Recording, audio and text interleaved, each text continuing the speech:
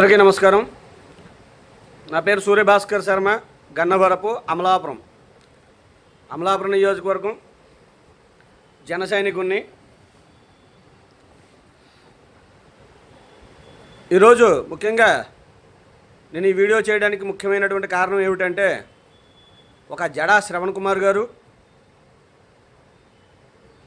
దేశంలోకెల్లా అతి నీచాతి నికృష్ట చెత్త పార్టీ అయినటువంటి వైసీపీ పార్టీ ఒక జోసెఫ్ అనేటువంటి వ్యక్తి మరియు ప్రకాష్ రాజు ఇటువంటి కొంతమంది ఉన్నారు. వాళ్ళ గురించి వీడియో చేస్తున్నాను నేను. వేళ ఆ జోసెఫ్ అనేటువంటి వ్యక్తిని అరెస్ట్ చేశారని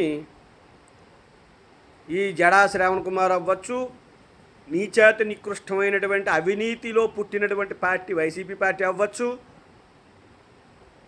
అదేవిధంగా ప్రకాష్ రాజ్ అనేటువంటి ఒక మూలశంక దరిద్రుడు అవ్వచ్చు, ఇంకా ఇత్యాది వాళ్ళ పేటీఎం బ్యాచ్ అంతా కూడా, ఐశ్వర్య బజ్జా గారు ఇటువంటి పేటీఎం బ్యాచ్లు అందరూ కూడా రోడ్డెక్కి మమ్మల్ని ఏం పీకుతారు, మేము పెద్ద తోపులం, మేము పెద్ద తురుములం అని చెప్పి నోటుకొచ్చి మాట్లాడుతున్నారు. మీ అందరికీ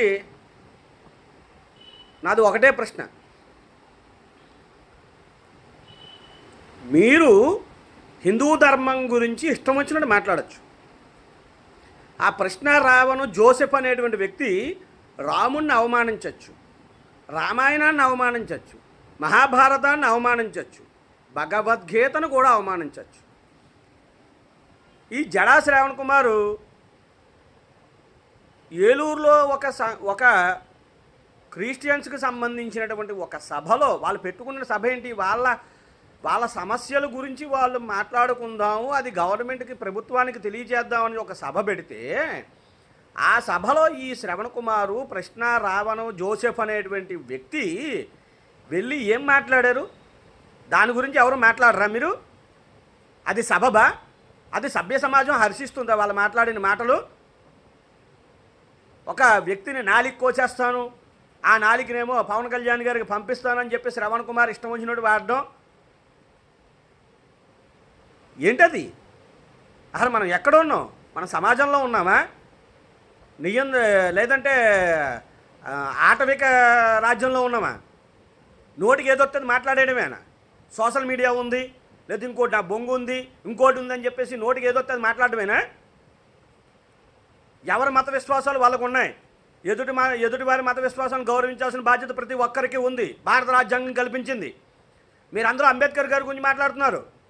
అదే అంబేద్కర్ గారు ఏం చెప్పారు? ఆ ధర్మాన్ని మీరు పాటిస్తున్నారా? అది లేదు. అంబేద్కర్ గారి బొమ్మను మాత్రం మీరు అడ్డం పెట్టుకుంటున్నారు. అంబేద్కర్ నిజంగా అంబేద్కర్ వాదులు అయితే అంబేద్కర్ ఆశయాల కోసం పాటుపడాలి తప్పించి ఇటువంటి పిచ్చి పిచ్చి ప్రాలాపనలు పిచ్చెక్కిన వాళ్ళలాగా రోడ్డెక్కి మాట్లాడరు. అది గుర్తుపెట్టుకుని అందరూ కూడా. అంబేద్కర్ గారు ఏం చెప్పారు? మతం మారిన ప్రతి ఒక్కరి మూలంగా దేశానికి అనర్థము, ఒక దేశద్రోహి తయారవుతాడు అని చెప్పి ఉన్నారు గౌరవనీయులైనటువంటిది బాబాసాహెబ్ అంబేద్కర్ గారు. ఆయన క్రిస్టియన్ మతం స్వీకరించలేదు, బౌద్ధ ధర్మాన్ని ఆచరించారు. మీరు బౌద్ధ ధర్మాన్ని ఆచరించారా? క్రిస్టియన్ మతంలోకి వెళ్ళారు. క్రిస్టియన్ మతంలో దళితులు అనేటువంటి పదం ఉందా? ఏం మాట్లాడుతున్నారు శ్రవణ్ కుమార్ గారు? మీరు ఏమన్నా అంటే నేను జడ్జిని అంటారు, మాజీ జడ్జిని అంటారు. ఒక జడ్జి కింద పనిచేసినటువంటి వ్యక్తి, లా చదువుకున్నటువంటి ఈ విధంగా మాట్లాడచ్చా? లా గురించి మీకు తెలీదా? విచక్షణారహితంగా మాట్లాడుతున్నావా? మీరు ఆరు విచక్షణ కోల్పోతున్నారు. మీరు మానవత్వం అనేటువంటి పదాన్ని మీరు మర్చిపోయారు. మీరు ఇదేనా మాట్లాడడం? ఇప్పుడు మొరుగుతున్న మీరు అందరూ కూడా గత 5 సంవత్సరాల క్రితం ఎందుకు మరగలేకపోయారు? అప్పుడు మురిగితే కారం పెట్టేవారు కాబట్టి అప్పుడు ఎవరు మరగలేదు. బజ్జా ఐశ్వర్య గారు, ప్రశ్న రావణ్ గారు, ఈ సదరు పేటీఎం శ్రవణ్ కుమార్ గారు, ఒక పిచ్చి మనిషి ఒకడు ఉన్నాడు ప్రకాష్ రాజు గారు, ఇంకా పిచ్చి మనుషులు కొంతమంది ఉన్నారు పేటీఎం బ్యాచ్ అంతా కూడాను. అప్పుడు ఏం పీక్కున్నారు మీరు? ఏం చేశారు అప్పుడు అందరూ? అప్పుడు అరెస్టులు చేయలేదా? అర్ధరాత్రి పొడి ఇంట్లోకి దూరిపోయి గోడలు దూకొచ్చి అరెస్టులు చేయలేదా? అప్పుడెందుకు మాట్లాడలేదు మీరు అందరూ? ఈవేళ మాట్లాడుతున్నారండి. ఈవేళ ఒక కేసు ఫైల్ జరిగింది. ఆ కేసుకు అనుగుణంగానే వారిని ప్రశ్న రావణ్ని అరెస్ట్ చేశారు. హిందూ దేవి దేవతలను దూషించడం తప్పు కదా? దాన్ని మీరు సమర్థిస్తున్నారా? ఏం మాట ఏంటి అసలు ఇది? సనాతన ధర్మానికి పట్టుకుని ఆయన ఇష్టం మాట్లాడతారా? అది తప్పు కాదు మీకు. దానికి ముందు సమాధానం చెప్పండి. మీరు ఎవరు చెప్పినా సరే, మీరు నేనవ్వచ్చు, మీరవ్వచ్చు, లేదంటే ఎవరైనా సరే, భారతదేశంలో పుట్టినటువంటి ప్రతి ఒక్కరికి వాక్ స్వాతంత్రం ఉంది. కానీ వాక్ స్వాతంత్రం ఉంది కదా అని పిచ్చిగా మాట్లాడితే మాత్రం ఎదుటి వాళ్ళకి కూడా వాక్ స్వాతంత్రం ఉంటుంది.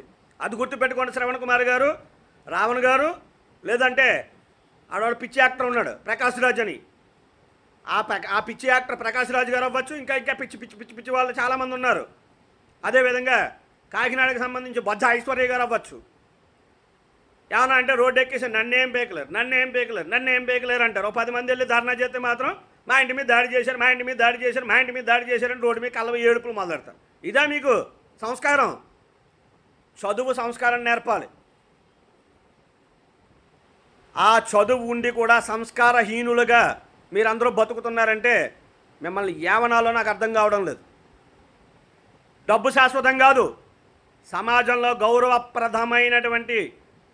గౌరవప్రదంగా ఉండడం కానీ గౌరవప్రదంగా నడుచుకోవడం అది చాలా ముఖ్యం. మీరు ఈ విధంగా డబ్బు కోసం విచక్షణను కోల్పోయి ఇష్టారాజ్యంగా మాట్లాడితే రేపన్న రోజు మిమ్మల్ని మేము కాదు, మీ కుటుంబ సభ్యులే అసహించుకునేటువంటి పరిస్థితి వస్తుంది. దయచేసి ఎవరైనా సరే వారి యొక్క లిమిట్స్ని గుర్తుపెట్టుకోండి.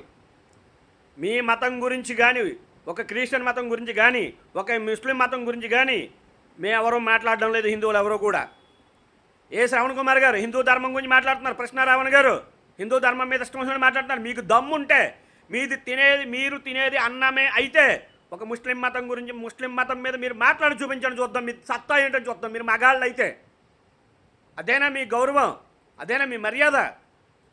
హిందువులు అంటే చేతకాని వాళ్ళు అనుకుంటున్నారా?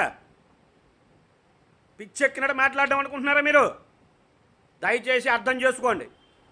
అందరినీ సోదర భావంతో చూడమని చెప్పారు.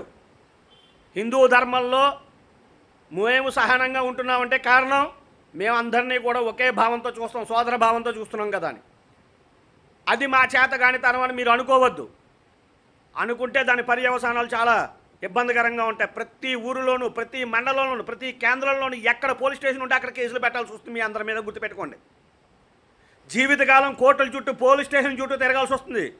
ప్రశ్న రావణ్ గారు, జోసెఫ్, శ్రవణ్ కుమార్ గారు, ఐశ్వర్య గారు, మీరందరూ కోర్టుల చుట్టూ, పోలీస్ స్టేషన్ చుట్టూ తిరగాల్సి వస్తుంది. ప్రతి ఊరికి తిరగాల్సి వస్తుంది, గుర్తుపెట్టుకోండి, జీవితకాలం అంతా కూడా. కాబట్టి దయచేసి మిమ్మల్ని మీరు గౌరవించేలా చేసుకోండి. మీరు 10 మందిని గౌరవించండి. మీకు మీరుగా గౌరవింపబడండి. అంతే తప్పించి నోరు ఉంది కదా, ఈశ్వరుడు నోరు ఇచ్చాడు కదా అని చెప్పేసి ఇష్టం వచ్చినట్టు మాట్లాడితే మాత్రం మేము ఊరుకునేటువంటి ప్రసక్తి లేదు. ముఖ్యంగా మా జనసేన మీద కానీ, మా నాయకుడైనటువంటి పవన్ కళ్యాణ్ గారి మీద కానీ ఇష్టం వచ్చినట్టు పిచ్చి ప్రలాపన పాలితే మాత్రం సహించేటువంటి ఓపిక జన సైనికుల్లో లేదు. ఇప్పటివరకు మేము చాలా ఓపికగా ఉన్నాం. జన సైనికులకు ఆగ్రహం వస్తే ఏ విధంగా ఉంటుందన్నది మీకు ఎవరికి తెలీదు. అది తెలుసుకోవాలని మాత్రం చూడకండి. జన సైనికులకు ఆగ్రహం వస్తే ఏ విధంగా ఉంటుందో అన్నది ఎటువంటిది మీకు డబ్బులు ఇచ్చి మిమ్మల్ని ఈ విధంగా ఉసుగొల్పుతున్నటువంటి మీ నాయకులు ఉన్నారు కదా, వాళ్ళని అడగండి, చెప్తారు జనసేన అంటే ఏంటి అన్నది. అది తెలుసుకుని మాట్లాడండి. ముఖ్యంగాను ఎవరైనా సరే ఒక మాట మాట్లాడుతున్నామంటే దానికి తగ్గటువంటి విధంగా మర్యాదగా, సంస్కారంగా మాట్లాడడం నేర్చుకోండి. మేము మాట్లాడలేక కాదు, మాకు రాక అంతకన్నా కాదు. మాకు మా తల్లిదండ్రులు, మాకు విద్య నేర్పినటువంటి గురువులు అందరూ కూడా మాకు సంస్కారాన్ని నేర్పారు. ఆ సంస్కారం మీకు కూడా నేర్పారేమో అనేటువంటి భావనలో మేము ఉన్నాం. మాకు సంస్కారం మా వాళ్ళు ఎవరు నేర్పలేదు అనుకుంటే కనుక మా సంస్కారాన్ని కూడా మేము పక్కన పెట్టవలసి వస్తుంది. కాబట్టి దయచేసి జేడా శ్రావణ్ కుమార్ గారు అవ్వచ్చు, జోసెఫ్ అనేటువంటి వ్యక్తి అవ్వచ్చు, ఇంకొకళ్ళు అవ్వచ్చు, దయచేసి గమనించండి. దయచేసి మతాల మధ్య, కులాల మధ్య చిచ్చు పెట్టడం మానేయండి. మీ స్వార్థ రాజకీయాల కోసం, డబ్బు కోసం ప్రజల మధ్య, ప్రాంతాల మధ్య చిచ్చులు పెట్టకండి. అలా పెడితే మాత్రం నష్టపోయేది మీరు, మేము కాదు. అది గుర్తుపెట్టుకోండి. అర్థమైందా? నా పేరు గన్నవరపు సూర్యభాస్కర్ శర్మ. మాది అమలాపురం, నేను జన సైనికుణ్ణి, నేను గుండెల మీద చేసుకుని చెప్తున్నాను, నేను ఒక హిందువుని, నేను జన సైనికుణ్ణి అని చెప్పేసి. కాబట్టి ప్రతి ఒక్కరు కూడా మర్యాదగా హోందాగా ప్రవర్తించండి. జై హింద్, జై జనసేన, భారత్ మాతాకి జై.